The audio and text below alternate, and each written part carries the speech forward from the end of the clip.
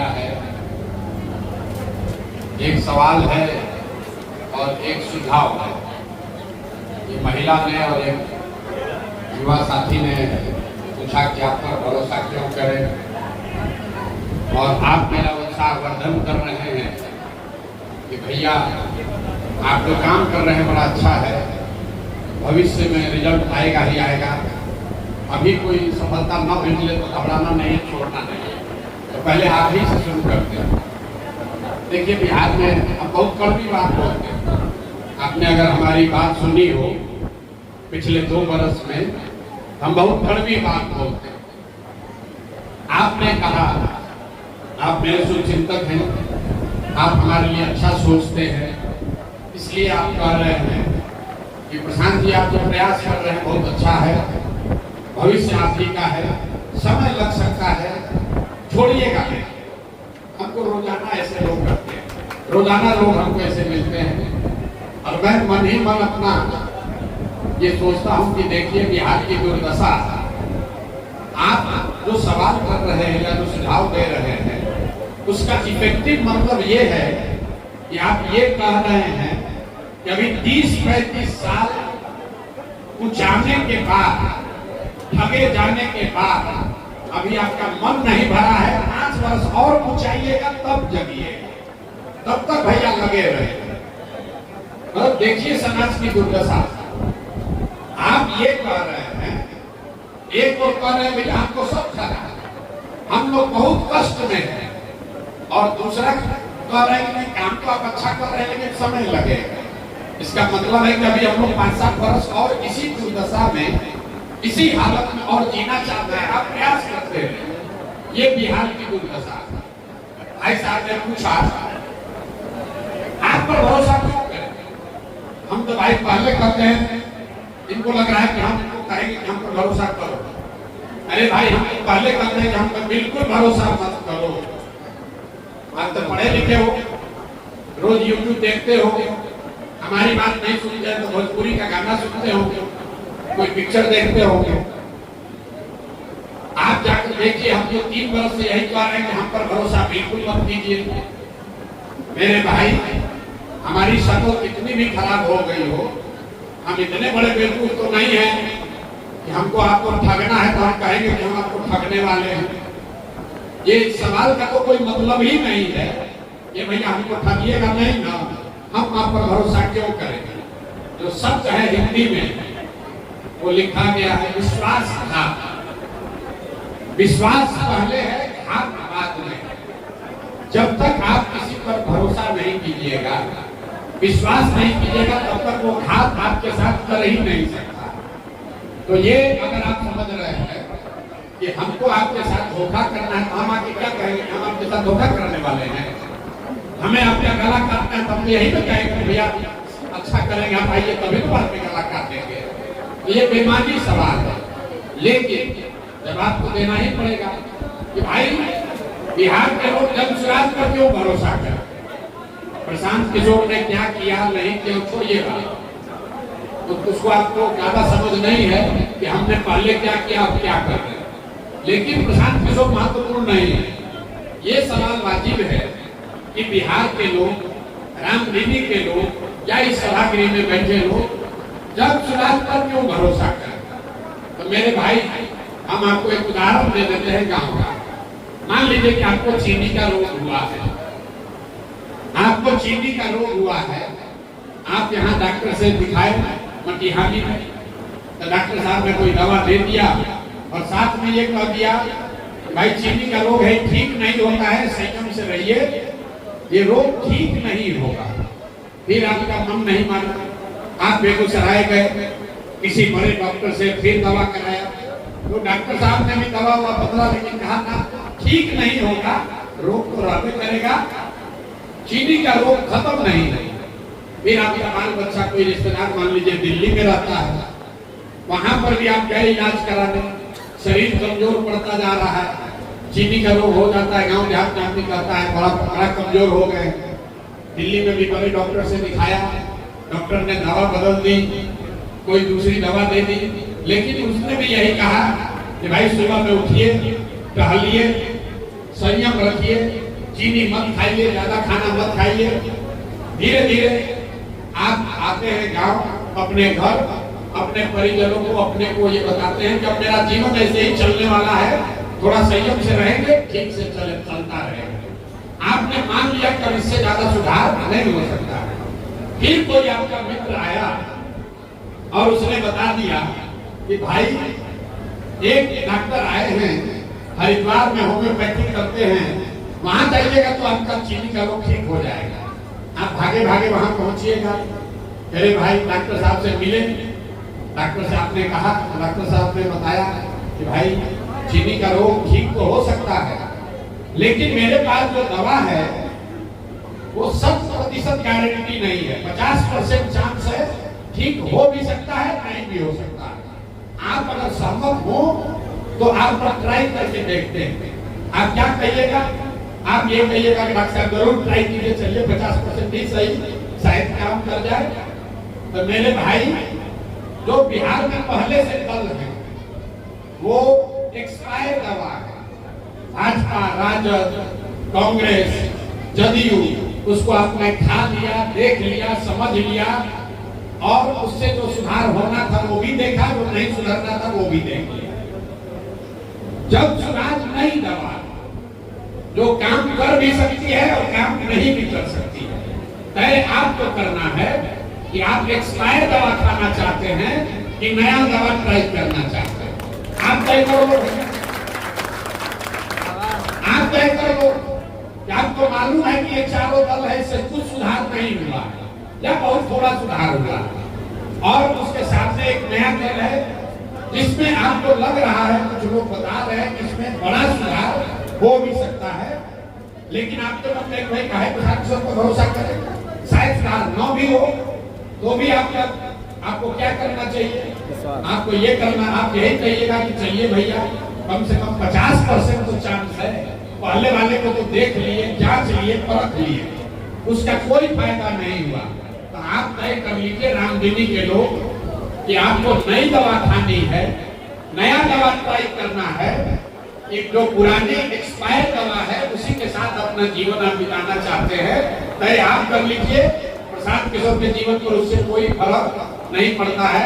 प्रशांत किशोर को यहाँ विधायक मंत्री बन के बालू और शराब का ठेका लेकर पैसा नहीं कमाना है, हमको उसकी जरूरत नहीं है। हम ये काम इसलिए कर रहे हैं कि इसी धरती पर हम लोग का जन्म हुआ है, यहीं पर सरकारी विद्यालय में पढ़े हैं, बाबा हमारे बैलगाड़ी चलाते थे, बाबूजी हमारे डॉक्टर थे। अब भगवान की कृपा से कुछ जीवन में हासिल हो गया, तो हमको ऐसा लगता है कि इस धरती का कर्ज है। मेरे जैसे आदमी की अगर हिम्मत नहीं पड़ेगी तो किसकी हिम्मत पड़ेगी? आप ये सोच रहे हैं कि इस पूरे प्रयास का परिणाम क्या होगा? मेरे भाई, आपको परिणाम नहीं देखना है, आपको ये देखना है कि ये प्रयास होना चाहिए कि नहीं होना चाहिए। क्योंकि बिहार को सुधारने का जो प्रयास है, बिहार को सुधारने का प्रयास हम करें या आप करें, आज हो या 10 वर्ष के बाद हो, करना तो किसी न किसी बिहार के ही आदमी को पड़ेगा, ये आप निश्चित जानिए। तो आप तय कर लीजिए कि आपको उस प्रयास में साथ देना है, ताकि उसके परिणाम की चर्चा करते करते जीवन बिताना है। बहुत लोग बता रहे भैया बड़ा कठिन काम है, ये तो बिहार में सुधार ही नहीं सकता है, जात खत्म नहीं होगा, किसी भी हालत में कितना भी आप दिमाग वाले हैं नहीं सुधरेगा। तो मैं अक्सर कहता हूँ, आपने महाभारत में अभिमन्यु की कहानी सुनी होगी। अभिमन्यु चक्रव्यूह को भेद नहीं पाए, चक्रव्यूह को अभिमन्यु तोड़ नहीं पाए, उनको घेर कर मार दिया गया। लेकिन इतिहास अभिमन्यु की शौर्य गाथा को गाता है, अभिमन्यु की कहानी कहता है, अभिमन्यु की बात करता है, उसको घेर कर मारने वालों की चर्चा कोई नहीं करता। तो हम जो प्रयास कर रहे हैं इसमें सफलता मिले या न मिले, हमने अपना जीवन का सब कुछ दांव पर लगाया, अपनी बुद्धि, अपनी शक्ति, अपना संसाधन, अपना परिवार, अपना शरीर, और बिहार को सुधारे बगैर चाहे 5 वर्ष लगे कि 10 वर्ष लगे, तय आपको करना है कि आप उसमें मदद के लिए खड़े होते हैं कि बाहर बैठ के कमेंट्री करते हैं। गाथा मेरी ही लिखी जाएगी मेरे भाई, हम चक्रव्यूह को भेज देंगे तो भी, और अगर न भेज पाए मारे गए तो भी गाथा प्रसाद किशोर की और धनसुराज की इस प्रयास की ही लिखी जाएगी। जब इतिहास लिखा जाएगा तो ये जरूर लिखा जाएगा कि 3 वर्ष किसी लड़के ने कोशिश जरूर की थी। बिहार के लोग माने न माने वो उनकी बात है, तो हम प्रयास करने आए हैं। मानना नहीं मानना आपका निर्णय है, निर्णय आपको करना है। आप जिस परिस्थिति में रह रहे हैं, अगर आपको अच्छा लग रहा है तो आप उसी में बने रहिए, और अगर नहीं अच्छा लग रहा है तो आपके पास विकल्प है। समाज में 60% आदमी कभी नहीं सहमत होगा। प्रशांत किशोर की बात छोड़िए, इस देश में लोगों ने गांधी को गोली मार दिया तो प्रशांत किशोर की क्या औकात? जिस दिन देश आजाद हो रहा था, जिस दिन देश आजाद हो रहा था, अंतिम हम बात कहेंगे भाई चाय पिएंगे, चाय खा के, चाय भर आप जितना चाय पिलाने का पैसा हो उतना बोल दिए आप। जिस दिन देश आजाद हो रहा था, आप समझिए कि आज 15 अगस्त 1947 है, उस दिन भी हजारों लोग अंग्रेजों के सैलरी पर अंग्रेजों के यहाँ नौकरी कर रहे थे, और आजादी मिलने के बाद भी अंग्रेजों का डंका बजा रहे थे। जिन लोगों ने आजादी दिलाई, आजादी के लिए कुर्बानी की, उन पर सवाल उठा रहे थे कि आजादी तो दिला लिए लेकिन चला नहीं पाओगे।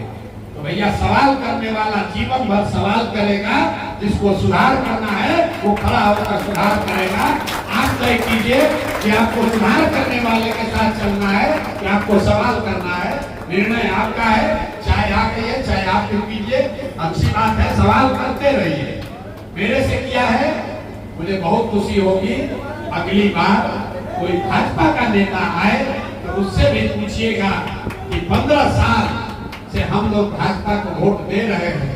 प्रशांत किशोर ने भी चंदा लगाया है मोदी को वहां पहुंचाने में।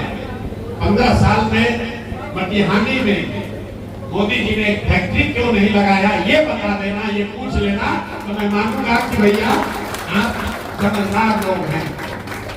अभी मोदी जी आए मधुबनी, अभी मोदी जी आए मधुबनी।